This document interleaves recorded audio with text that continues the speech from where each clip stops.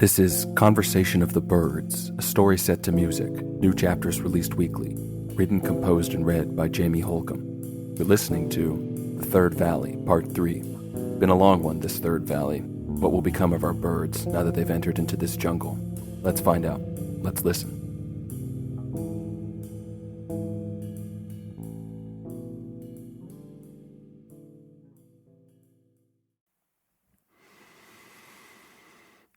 Meanwhile, the hoopoe was surrounded by an argument. The stork and his comrades, the water birds with spears and swords, all of these soldiers were prepared to carry on with the journey.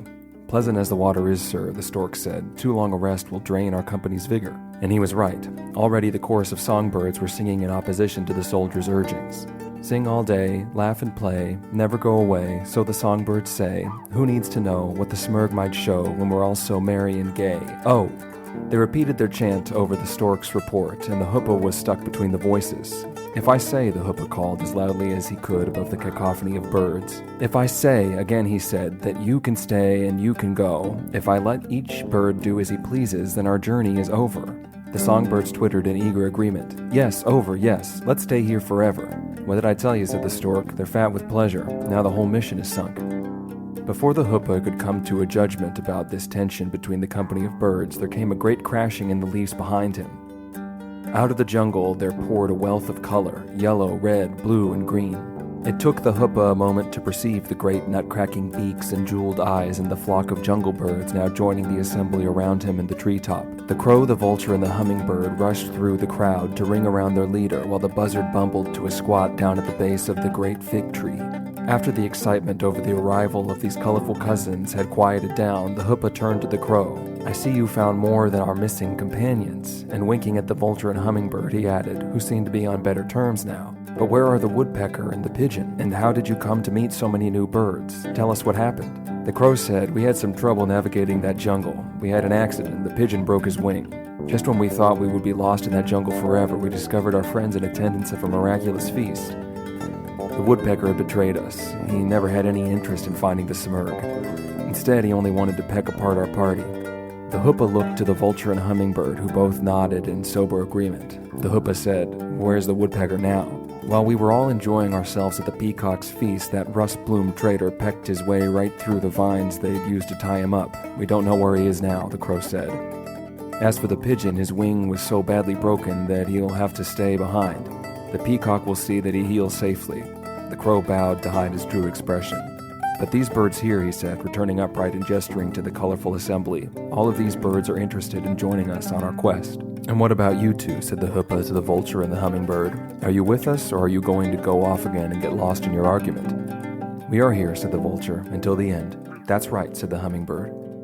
"Well then," the hoopoe said, and he turned to address the greater crowd. "The time has come for you each to make a decision. This place is very beautiful. I would not fault anyone who wished to remain in this jungle. But whoever wants to know, for real, just what lies ahead in the next valleys, whoever wants to know if there really is a smurg, the time has come. In a moment we will depart, whoever wishes to continue the quest." The birds were all a-twitter. The hawk stood resolute along with the water birds holding their swords at the ready. The ibis blinked one great honey-hued eye, and beside the hoopoe the dove said, "We have been through so much already, and we are so happy here." "Then is that the point?" the hoopoe said. "To be happy?" "Maybe," the dove said, and she cooed deeply to herself, and she contemplated those sweet songbirds who were already splashing in the little cup-shaped leaves that provided such lovely baths for those innocent chirpers. "We have been through so much," the dove concluded, "but I want to know." In that way, each of the 50 or more birds came to his or her own decision. Into the growing night, north along that wonderful snaking river, one by one, the ibis, the hoopoe, the crow, the buzzard, vulture, and hummingbird, the dove, the magpie, the nightingale, and the owls, the nightjar, the kite, stork, and heron, along with the flamingo, the parrot, the wild green pheasant. Bird after bird set out along the river to the north, while behind the departing flock the songbirds sang and played in the little leaves that nature had provided to them as baths. They had been through so much, and they were very happy.